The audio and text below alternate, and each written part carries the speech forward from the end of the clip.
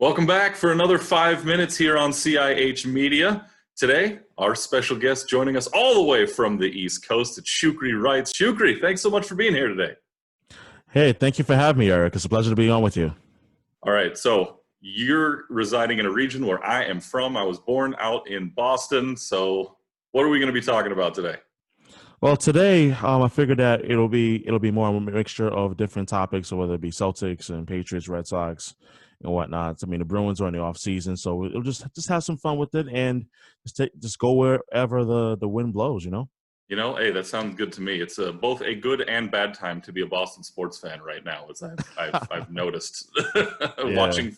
watching from afar. But all right, let's kick it off. We'll put 5 minutes on the clock, and just so we can get our ducks in a row here, let's start with the Patriots. I think since they were the most recent ones we saw take part. 5 minutes on the clock, and here we go for the Patriots. Obviously, tough loss last week against the Seattle Seahawks. They look good though, from my perspective. Defense needs a little help. But offensively, Cam Newton's run the show. It's a wildly different look for the Patriots offense, and I think it's working. It just came up a little bit short on Sunday.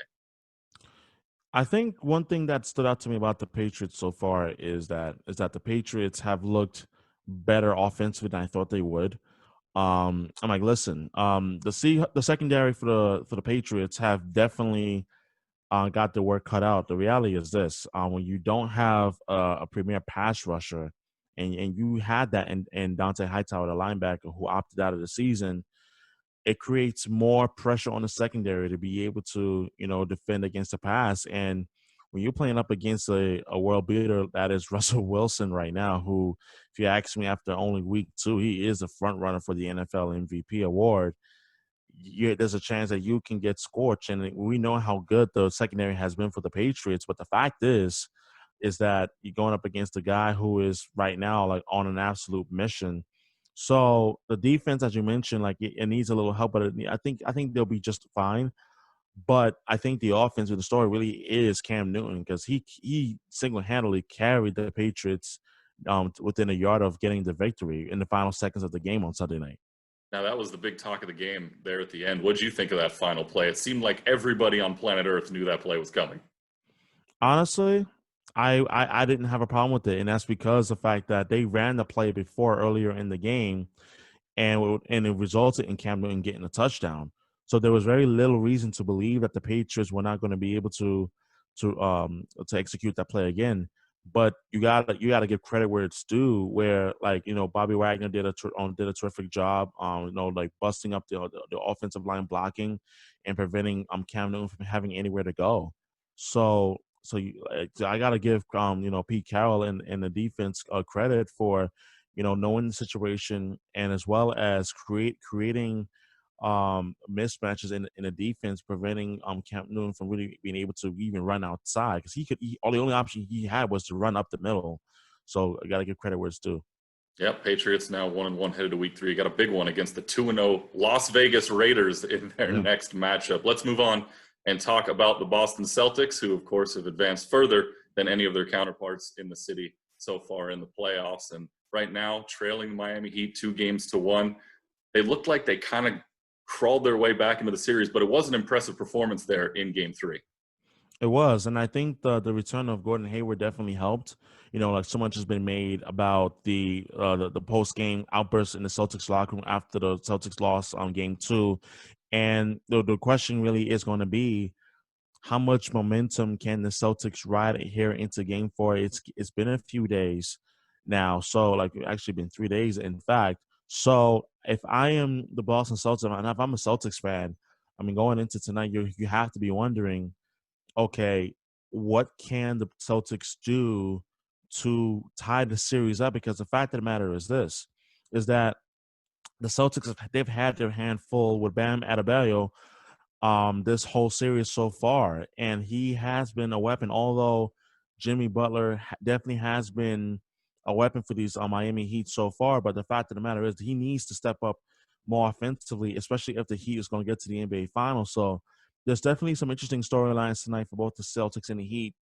So I definitely am curious to see how the Heat respond to the Celtics and make the adjustment to the Celtics, in which that they did a better job driving towards the hoop in Game 3 than they did during the first two games of the series. I can neither confirm nor deny. That's the reason I'm wearing a green shirt here today. Of course, we recorded this the day of Game 4, so we'll see what Course, happens later on coincidence. tonight from our perspective. All right, we got 45 seconds left. Let's sneak in a little bit about the Red Sox. Obviously, a massively disappointing season. I don't think it really shocked anybody what was going to happen. No. But you look up and down this lineup at the start of the year, and I don't think there's many Red Sox fans who'd even be able to read off half that lineup to you.